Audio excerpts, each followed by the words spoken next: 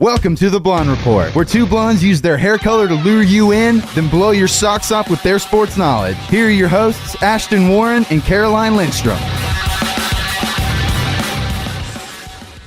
We are out here at McLean Stadium wearing 24 hours college game day. Baylor fans will all have their signs, their spirit. Everyone will be out here for a huge game in Baylor versus OU. My name is Caroline Lindstrom. And I'm Ashton Warren. And welcome to the Blonde Report. As I said, big game for the Big 12 and for the college football playoff series. Ashton, what does this Baylor-OU game bring to the table? This is huge. I mean, playoff implications. Definitely for OU, even still, there are playoff implications, even though they lost to Texas. You got me, but that's the way it is. So, I mean, it really is huge. They've got their running game finally on track. Their passing game, they've got a great dynamic offense. And Baylor, I mean, they're starting to really get into their meat of their schedule, and it's going to be really hard going out through November. And we're just going to have to see how the Big 12 plays out, because I'm not really sure how that's going to face off. The Big 12, of course, it kind of ending in a round-robin type play with TCU, OU, Baylor, and OSU, who beat TCU last week, as we all saw. Huge win for the Cowboys right there. We're going to have to see who's going to play out, because as of right now, no Big 12 team is in the college football rankings to make it to either any of the playoff series. So it'll be just magnificent games through the end of the season to see who is going to really flex their Big 12 muscles and make it into the college football playoffs, hopefully, if any of these teams could do it. We're going to talk to David Smoak right now. When we come back, we will touch on Heisman. We're going to touch on the college football playoff rankings that came out once again. And, you know, happy college game day. This is so fun. Happy blackout. It's like the morning, we're mourning someone's playoff implication death. That's what we're doing. So we're going to hit it to David Smoak right now. All right, we are joined today with David Smoak. He is a host of You Make the Call, which is on ESPN Central Texas, 3 p.m. to 6 p.m. You can follow him on Twitter. What's your Twitter handle? At David Smoak, DavidSmoak. There we go. And isn't that how you get in this thing? It depends on your Twitter. No, it really does. I've heard. You don't get on the Blonde Report unless you have a lot of Twitter followers. But I was really not the original choice. He knows who was the second choice. So, wait, dang it, you know that? Of course I do. But this is like, I can't believe it. This is like once in a lifetime. Your honor. Like, this is such I've been an seeing honor. I see the Blonde Report. It's just everywhere. And maybe I'll add a couple more. I mean, hopefully we get some followers. Yeah. Your Twitter cred will go just up. Just because Max Olson wasn't available. Yeah. He has his boss won't let him do it. So we're not cool enough. Yeah. It's okay. No worries. ESPN I'm okay with that. can be that way, but not us. Yeah. We're the good guys. Yes. Okay, we are going to start with college football playoff rankings came out. Obviously, Baylor, again, at the 6th position. What do you think about Iowa jumping Baylor this week? And do you think the Big 12 is going to be left out again, even if Baylor or OSU continues to win out? I know that there are people who believe, because of some of the names involved right now, some what you call like the Nike names of college football with Notre Dame, Alabama, whoever, that there's a thought that maybe even if they run the table that they would be left out because Notre Dame, Stanford could be like a play-in game. They're both with one loss. I cannot imagine. I understand that our criticisms of every team involved, including Baylor, but if they win these next 3 and then take care of business against Texas, they're winning against brand names too. And winning in a place they've never won before, Stillwater. They have to get through Oklahoma this week. I know you go week by week, and we'll discuss that. I cannot imagine if they run the table. And I don't know if anyone in the Big 12 will. I've said that from the beginning. I think it's going to be, I really do think it's going to be hard to do that. But if, in fact, somebody does, whether it's Baylor, Oklahoma State, and they're the only ones left that can do that, that they would be left out. I think what we do, we look so far. Like, last week there were 11 teams undefeated, and now there's maybe 6. Memphis got knocked out, TCU got knocked out, and others got knocked out. And so it's going to have, someone's going to lose. A Stanford's going to lose, or a Notre Dame's going to lose, or Alabama. It doesn't look that way, but they will. Or Clemson's known for blowing a tire against somebody that you don't think they would blow a tire against. So in my opinion, I still think that in the end, if you run the table, and yes, there's 5 power conferences, but if you run the table, then you're going to be involved. Now, Notre Dame is a fly in the ointment because it's Notre Dame. It's an alpha dog name. I guess what happens, and their only loss is a quality loss on the road in bad weather to Clemson. What bothers me about it is that Iowa beat Indiana, who's a under 500 team. They have wins against two teams in the top 25 towards the bottom with Northwestern and Wisconsin. Kind of reminds me last year when you had this TCU beat Minnesota, who lingered among the top 25 for a while. I don't get it. I'll tell you this. I'll be honest. You can ask anybody. I didn't even remember that the standings were being released on Tuesday night till like 8:30. Oh, I didn't see it until around 8:30 as well. I've made a promise to myself that I was not going to go week to week. My favorite college football team, I was born in Nebraska, so they're not in any discussion. But they muddled up Michigan State's discussion. That was another undefeated team. So I'm not. But I am curious with Baylor, and I'm curious with Oklahoma State, and I'm curious. I love college football. I cannot imagine if they run the table, they'll be left out. And I know that there are names, old school, huge, big alpha dog country club names. But if you end up beating Oklahoma and Oklahoma State on the road where you've never won, and at TCU, which has been the game that everyone's talked about for a year, I think they're going to be fine if they close out with Texas win as well. Do you think that even if they win out, is the committee still going to make a case, these teams, they're, even though they have one loss, they're still in it because obviously they're against a bigger team. Their strength of schedule is bigger. Do you think that they're going to make a case against Baylor? Well, everyone, you look for, in a beauty pageant, I think everyone looks for the beauty, but there are also judges who look for the things that they don't like. And everyone looks at someone differently. It could be the most beautiful or most handsome guy you guys see, but someone else may not think that way. Baylor is going to have to take care of everything they can in front of them, and there are still going to be those who look at their non-conference schedule. Ian McCall, Art Briles, Baylor University, they can say whatever they want. That allows that door to be open. But when I look at that, I don't get emotional about it. When I look at Stanford lost to Northwestern early in the year, and Northwestern was not supposed to be very good. Okay, they're a top 20, 25 team, but they looked awful in that game. And then you have Notre Dame again. That's a quality loss. Alabama has now lost, and I understand Alabama. They look really good in what they did with LSU, but they've lost to a team with two losses that's no longer ranked. Right. But when they played them, Ole Miss was like 15th or 16th. It's like that game never happened. Yeah. And I understand that you played Oklahoma, for example. They lost to a Texas team that is right now, they don't have no idea who they are. And yet you almost feel like there's more positivity, if that's a word to use, with OU, even despite they have the one loss, because they've gotten hot.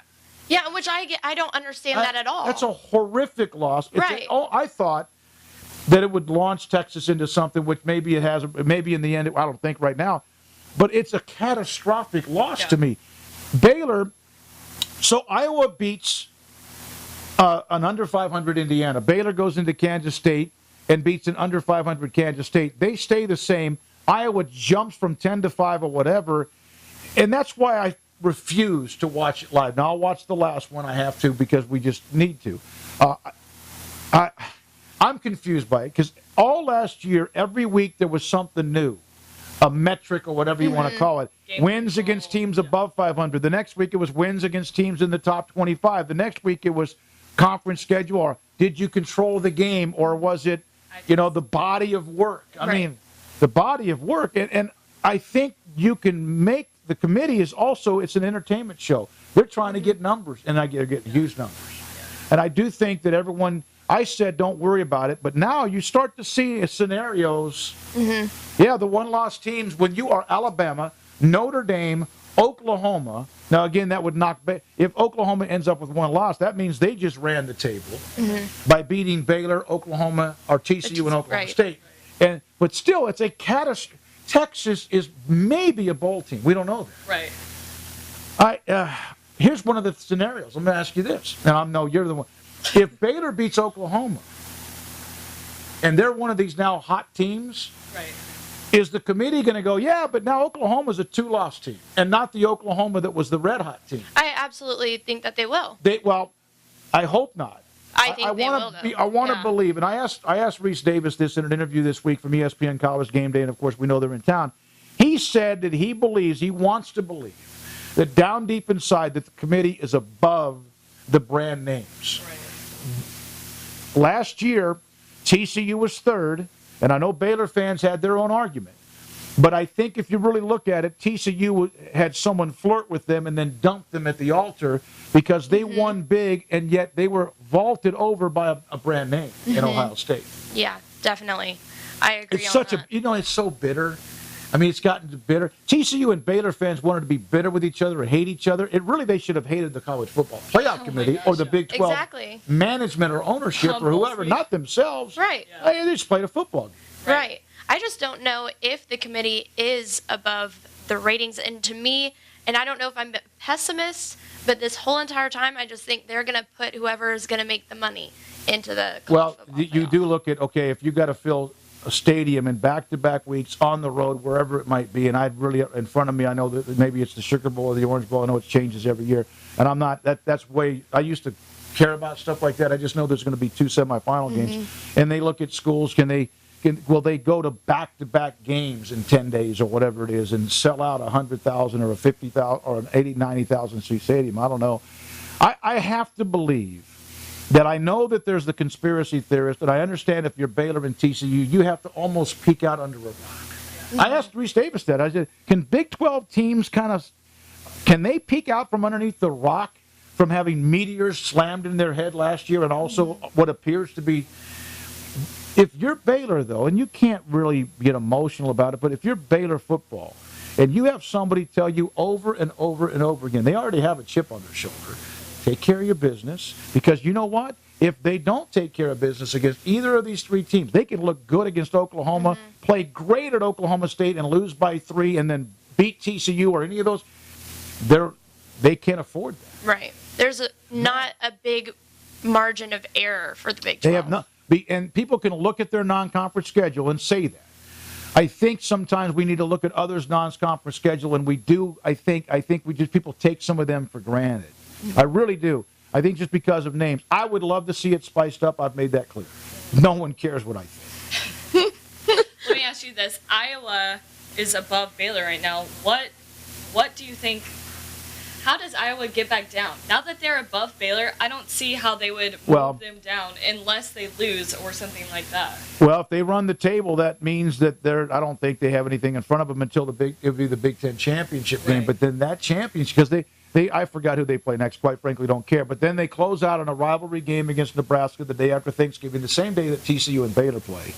It's in Lincoln, and they just beat Michigan State there. But listen, I'm a lifetime. They're very average, and then maybe the average is overrated.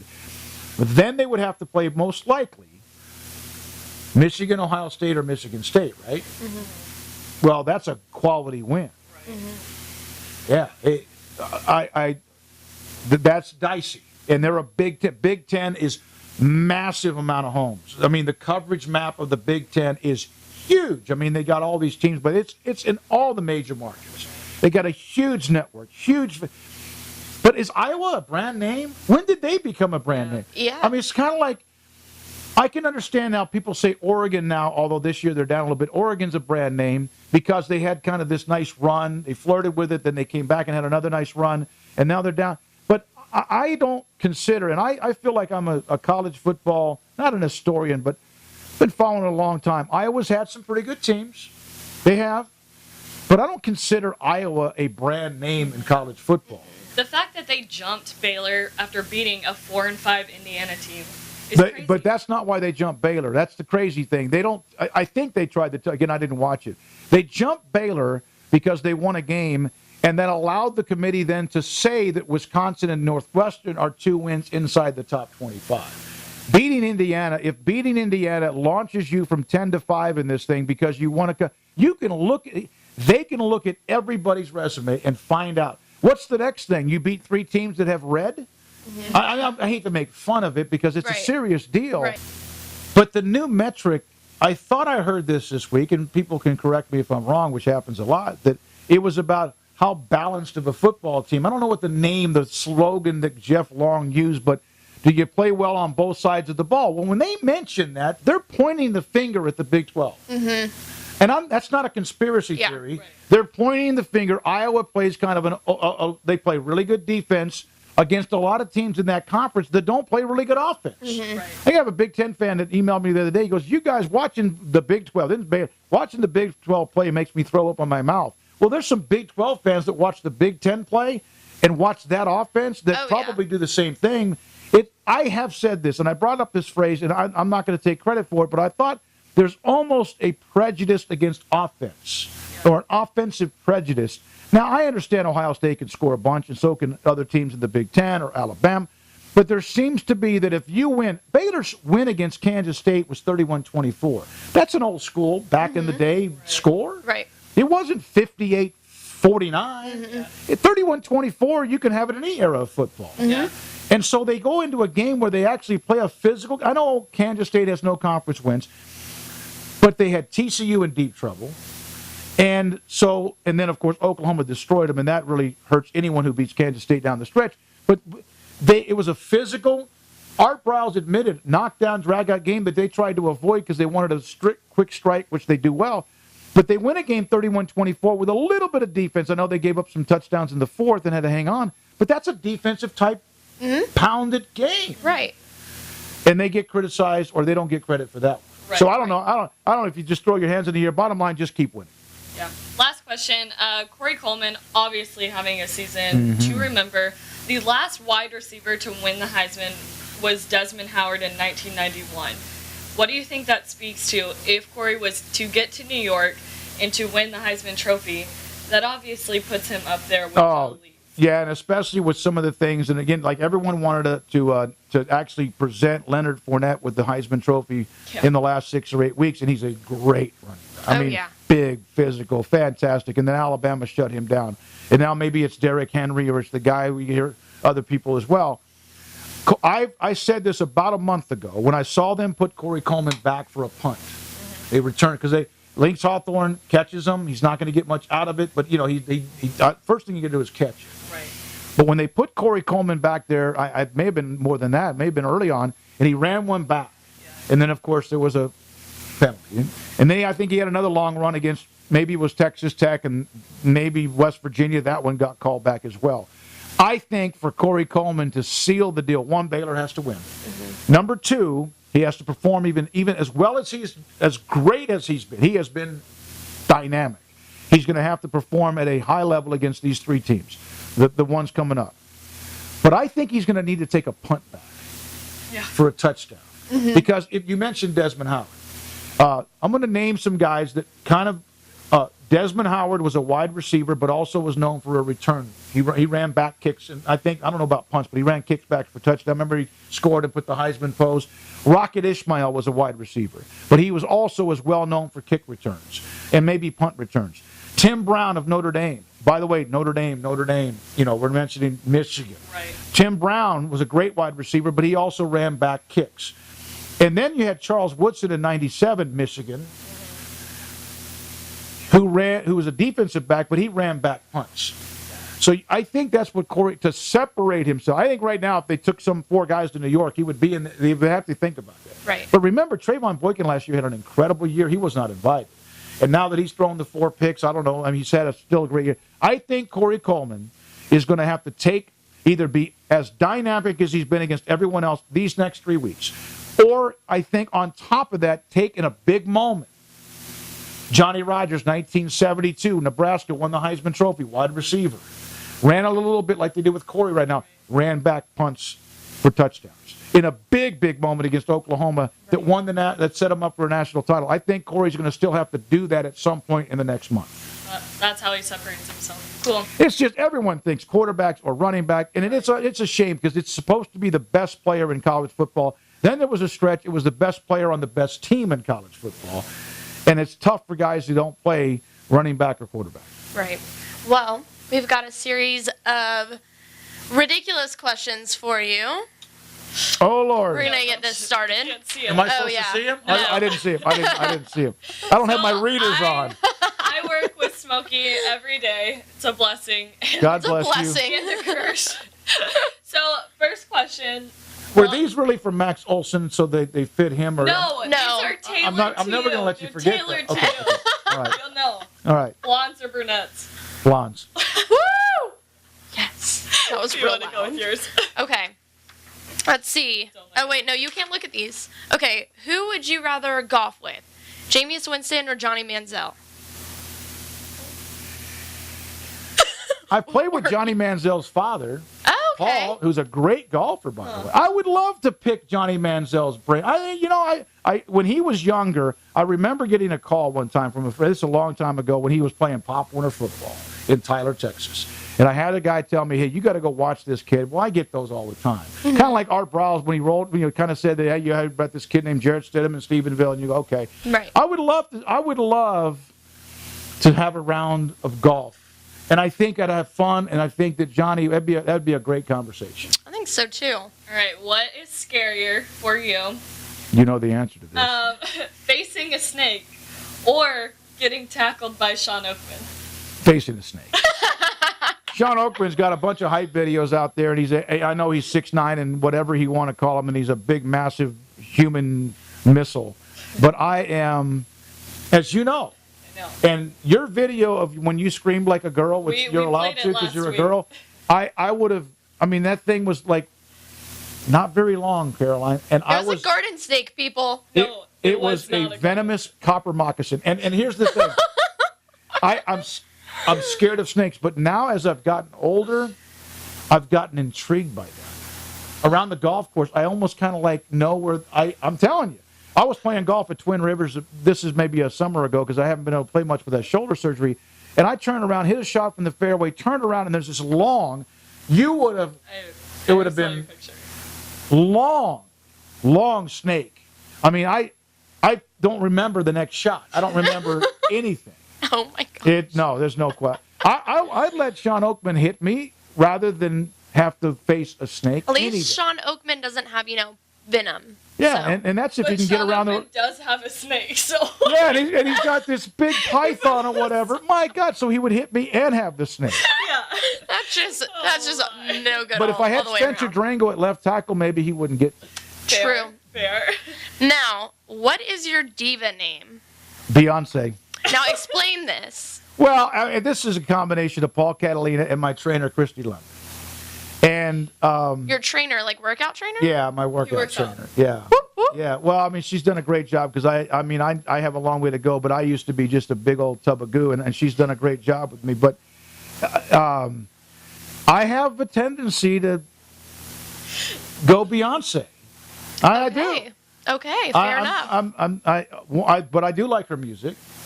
It's great music. I don't know which one's my favorite song. I'm terrible about names of songs. Okay, well, speaking of songs, if you have to pick one to play over and over, Chandelier or Fancy? I'm so fancy. My daughter, we're driving up to Oklahoma, actually for a funeral. We're driving up to Oklahoma, and I just belted out this song, and I didn't realize it. She's videotaping. Yes. So she has video of this. I have a lot of Chandelier, videos though, that's Siri. Sia. I love And that that's the song. one who never faces the camera. Right. Like, what's she doing in the corner? That's kind of I strange, know. isn't it? Well, she in one interview, she was like, "Yeah, I can go to the grocery store. No one knows like the song's playing. No one knew it was me." Yeah, I'm like, well, But that Chandelier, I think, that's a great question. I'll go with the Fancy. okay, it's a little more lighthearted. The Yeah, it Chandelier is a The serious Chandelier's a little song. bit serious, a little bit deep for me. I would think that. I would think. Okay. And I don't want to pick a song with I can't even see who the person's singing the song. True. He went through a phase where he neneeded to listen to Fancy at least 3 times before a show. Oh no, I did. He would play it and he'd be like, yes. It's weird because at my age, I love rock and I love. You'll hear. Sometimes I'll get in the mood driving down the road. I'll put the rap on. I can What's your favorite listen- rap song? Rap. I don't know the names of songs. Do you I know don't- any Drake songs? Yeah, I know who he is. He's the guy that I don't always know goes to the winning team's locker room and acts Yeah. like he's Yeah. That's the guy. But then who was the team that didn't let him in? I don't know. I think Probably it was a lot of them. It may have been in the NBA, but I could listen, and then all of a sudden I'll get into a mood to listen to 2 or 3 country songs. Probably the least that I listen to it. I'm not from Texas, although I've lived here forever. But then you can get me a little bit of, it just all depends the mood I'm in. But then you also are obsessed with Elton John. Yeah, I love. I'm not obsessed with Elton John because he's. Let's clarify. He's a man's man, and he is a man's man. But as far as his music, I love his music. I just absolutely. So if you had to pick one guy to Man Crush Monday, Phil Bennett or Elton John, and you have to go tell them, hey, I'm not picking you for my Man Crush Monday. It would break Phil Bennett's heart. It would crush it. So you would Man Crush. I mean, Monday, he's on notice with me right now because I mean he's got to show me something these next 3 or 4 weeks. True. The defense, or it won't even be a decision between Phil Bennett and Elton John. True. I love how you throw in. You have to go tell the other one that, hey, you're not my Man Crush Monday. That's just evil, Caroline. All right. Well, that's all of our questions for today. David Smoak, everyone. Follow him on Twitter. David Smoak. Smoak is Smoak. And by the way, back to Caroline and Ashton. Well, thank you, Smokey, for joining the Blonde Report this week. He is a character. He's so funny. Oh, I love working with him. Well, as he was talking about, OU does have one loss, but it's almost as if they didn't have that loss to Texas. But since their loss to Texas, OU has been dominating in every side of the ball, both sides of the ball. Baker Mayfield has thrown for 14 touchdowns, only had 1 interception. OU has also won four of these games, 2 of them by 55 points and 2 of them by 36 points. They're dominating, and that's going to help them look flashy enough for the College Football Playoff Committee, in my point, and in my mind, just because they have that brand name that the College Football Playoff Committee is clearly biased to. I don't care if they say they're not. They are. And so they're up there dominating, making flashy, passing the eye test, passing game control, those things that we heard from the College Football Playoff Committee last year. But this year they've had some new interesting points to give other teams validation. Rather interesting points. No, but I mean, you said they're going to be flashy enough, but now it's like in the college football playoff, the committee's not even looking at flashiness. They're looking at consistency on both sides of the ball, and that's why the Big 12 is really getting left out, because the Big 12 doesn't have much of a defense. We're more known for, or the Big 12 is more known for their high-paced offense and high-scoring games. But really, I think if Oklahoma wins this game against Baylor, it's going to be huge, and they will be probably the ones, if everybody takes a loss in the Big 12, they will be, in my opinion, the one that makes it into the playoffs, just because the committee is looking so much on the fact of their willingness. Kirk Herbstreit said the willingness to even schedule Tennessee in their non-conference schedule. And to me, that was kind of a blow to Art Briles, because at the beginning, Coach Briles was saying at the beginning of the season how the fact that he doesn't need to schedule anybody else. He doesn't need to have a different non-conference schedule. And I think the committee is taking that personally, and they're kind of, you're going to be punished if you don't even try to schedule someone like Tennessee or Stanford or anybody like that. And that's really what's coming down to the issue. So looking forward to next year, that's going to be a big thing that's going to need to change. But you said the new things that they're coming up with, the body clock situation. Body clock. Yeah, I mean, body clock. I don't even know what that is unless somebody body clock. Like my body is not a clock. Like, is that like the time that you get up, or the time that your body thinks it's time to go to the bathroom? I don't know. I really don't know. Like, that's what I would think it would be. But I mean, Stanford, they're at number 7 because they have obviously 2 top 25 wins, or no, they have 1 top 25 win. They lost to Northwestern, but they played them at 9 a.m. So the College Football Playoff Committee's way to validate that loss is because they played at 9 a.m., saying it's unfair for their players. They want everything to be reasonable. But if Baylor goes and loses at an 11 a.m. game, which you're still waking up for early, yeah, there would be no body clock. No. I mean, I personally think this is the committee has an agenda. But also, I just want to say, like, if these football players are getting the benefit of the doubt because they woke up at 9 a.m. Can my grade on a test that I take at 9 a.m. be curved because I didn't get to study as much as the class at 1 o'clock that took the test? I mean, come on now. Like, that's just stupid. That's the stupidest thing I've ever heard. And I can't believe people are actually, we're sitting here watching the committee talk about such things. I mean, I'd rather watch a children's show. This is just ridiculous and stupid. What children's show? Dora the Explorer, obviously. I mean, come on now. You learn Spanish. You learn geography from the map. There we go. It's a great show. But I mean, seriously though, I think it's a bunch of clowns up there. And I'm sorry, committee. I think you're great people, probably. If you got a chance to see Joel Klatt this week on Colin Cowherd, he talked about his conspiracy theory, which I hate to buy into a conspiracy theory per se, but his point was the SEC and the Big Ten are so coined as traditional football to where the Pac-12 and the Big 12 are seen as, well, they're not playing traditional football. Just because the Pac-12 and Big 12 put up big numbers does not mean they're playing any less of football. Right. Joe Klatt said LSU versus Alabama, points per possession, the teams were giving up 2.09 points. TCU versus OSU, 2.05 points were given up. So schematically, the TCU OSU game was a better defensive game. And that's what the College Football Playoff Committee is. They look at the scores, they look at totals, and they look at yards saying, wow, they're giving up way too much. Just if you give up 600 yards of offense does not mean you have a poor defense. Right. It's just a new style of football that I think the College Football Playoff Committee is not adjusting to. They're standing their ground, sticking to traditional old school football. Right, and that's he was saying. I mean, the most influential people in the College Football Playoff Committee, they are older. They're coaches that have coached this type of system, not the new offense system that Coach Briles and, Stoops and all these other coaches are coaching. And they're getting penalized because they're not doing it in an old-fashioned manner. And I just think they really need to start adapting to this high-tempo offense. I think I could talk about the College Football Playoff Committee for a while. I'm getting real wound up. But I'm going to simmer myself down, and we're going to move on to Heisman Watch. We saw last week Leonard Fournette getting shut out by Alabama's defense. I don't think that kills his Heisman hopes at all. Derrick Henry's Heisman hopes jumped after a dominating game where he had over 200 yards.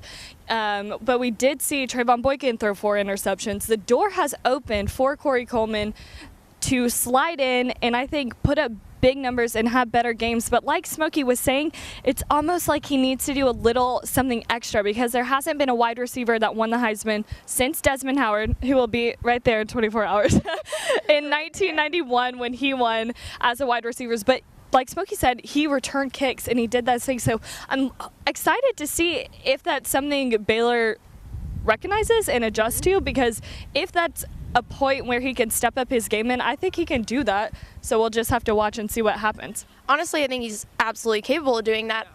In my opinion, I think he's like J.J. Watt. He's like, he should be at quarterback. Well, no, Jarrett Stidham's great. But he should be at tight end. He should be at safety. Yeah. He should be everywhere on the field. If we go to replace him with some Baylor safeties, that might help out their defense. I think if we put him on defense, we've got enough, Baylor's got enough good wide receivers. Why not put him? Well, he was recruited as a defensive back for a lot of schools. Why not stick him in on defense? Because they need some help. Yeah.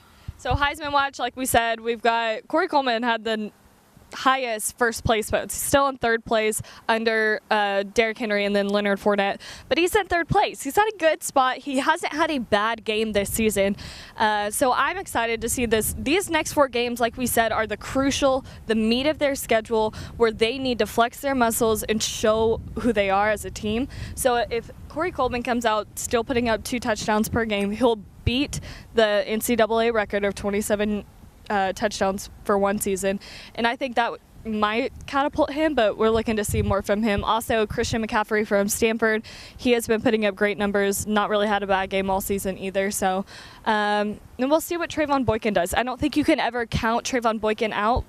we were hearing reports today that Josh Doctson is out for the season. Now they're saying he is in, but I'm just not sure of his stability throughout the season. So we'll see, because I think that would totally affect I think Boykin's capability of. Absolutely. He threw 4 picks without him last weekend. Yeah, So, I absolutely think that Trayvon Boykin is a great quarterback, but I think he needs those weapons just around him to help to make him look good, and that's what he had. And without Doctson, I mean, yeah, it's just he's not. I don't see him being making it to New York without Doctson or without those weapons. We've got a new segment for y'all called Up Downs. Always making new stuff for y'all, and where Caroline and I give a thumbs up or a thumbs down to the question of Caroline's choice on her phone. Yes. Okay. Mavs fans booing DeAndre Jordan. I say thumbs up. Oh, wait, seriously? Yes. Because no, absolutely not. Well, because you're from Houston. No, because I'm a nice Reasonable. person. No, reasonable. He totally hoed the Mavs. It's okay. Okay, but Dallas, the Cowboys, have Greg Hardy that they're Okay. going to go cheer for. No, nobody, bringing that nobody up. Really I'm cheers dropping for, that bomb. Nobody really cheers for Greg Hardy. Boom. Nobody really cheers for him. It's like. Are you at the games, Caroline, and do you He see made a nice play. No, but I watch everyone. and you see the people and they just go, "Oh, he made a nice play." Like, is that what they do? Yeah, they're just like, They're just like, They give him like the side eye. good play, but gross human. But you're a terrible person.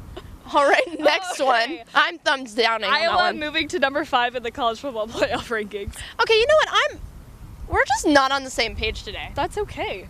Okay, here's my thumbs up, guys. I'm thumbs down. So I'm thumbs up. Why? Because they have played actual teams. Who moved into the top 25 this week. After they beat Indiana, who's a below 500 team, Indiana's 4-5, and then they moved them up to 5. If they were going to be number 5 in the college football playoff rankings, they should have been. They should have already been. Before. I mean, I agree with that. And I definitely even agree Jeff with Long that. admitted to that, and it's like, oh, I definitely agree. I think they should have been there before, but I think that now they finally are there, and there's a reason that they should be there. Yeah. I think that. College game day in Waco for the 2nd straight year. Oh, thumbs up.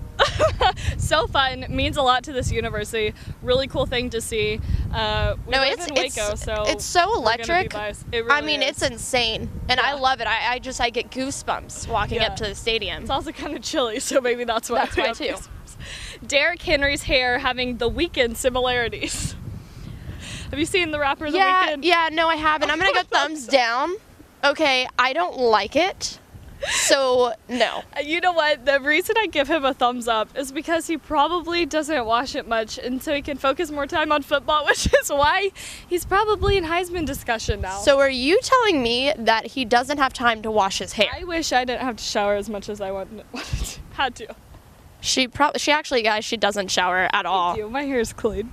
Okay. Or is it? Johnny Manziel partying in College Station last week. Thumbs up. Thumbs up. I want to He's- party with Johnny Manziel, so yeah. He's starting for the Browns now. I don't want my starter. Of No, my but I don't care about the NFL Browns team. in any way, shape, or form. That's fair. But I just care about partying with Johnny Manziel. His history with partying and all that. I'm gonna go thumbs down. Okay, I agree, but I'm Do your gonna do job. thumbs up because I just really think it would be so fun to party with Johnny Manziel, and I wish that I was there.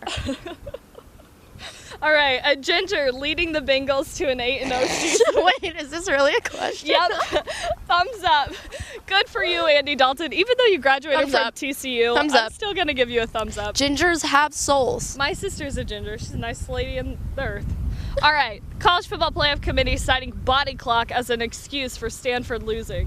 Thumbs down. Thumbs down. That is not an excuse for losing. What's going to be the excuse this week? I honestly can't wait. It's kind of comical. Like, you have to give up at some point and be like, I just Right. want to know if Baylor lost and the players said, "Oh, well, we had to wake up for a 9 a.m. game, Coach Briles." they would say we're the whiniest team ever, Baylor. Yeah, not- but Coach Briles would be like, "Okay, get out of here. Yeah. Get out of my no way he would take facility." that. No. Next, we got pumpkin spice lattes. Actually, I'm going thumbs down. I'm not liking I'm the not- pumpkin spice latte. They're really heavy and they're a lot They of are, calories. but I've been kind of into the salted caramel mocha. Oh, wow. Okay. So You can taste like the salt, and it's really delicious. Yeah. I just drink black coffee. Because I could say something, but I'm not going to. High school football playoffs. Thumbs up. So fun. This is such a great time of the year in Texas. Thumbs up. Yeah, no, I mean. Get on and watch some high school football. It's so fun. It is fun. Find someone that, whoever your college is, find someone that's committed and go watch them in the high school football playoffs. It's so fun. It is fun. To watch. And my senior year of high school, which was a while ago, but we actually made it to the playoffs, and we had 2 of the playoff games here in Waco. Yeah. That was the first time I ever went to Waco, and I got to cheer at Floyd Casey, and it was really cool. Aww, but it was just so fun because, it's just, these guys deserve it. Yeah. All right. Clemson's defense. If you watched our video last week, you saw the list of stats that I ran down with Clemson's defense leading the nation in so much. Thumbs up. She's not looking at what I'm putting. Oh. I'm just doing Why it. are you a thumbs down? Because I don't want to they're have the good? same thumb as you. Oh, okay. No, also thumbs down because I just wish our defense looked like that. Yeah, seriously. Or Baylor's defense. The Detroit Lions. I'm jealous. Hiring a new offensive coordinator, I believe. I could be wrong on that. But his name is Jim Bob Cooter.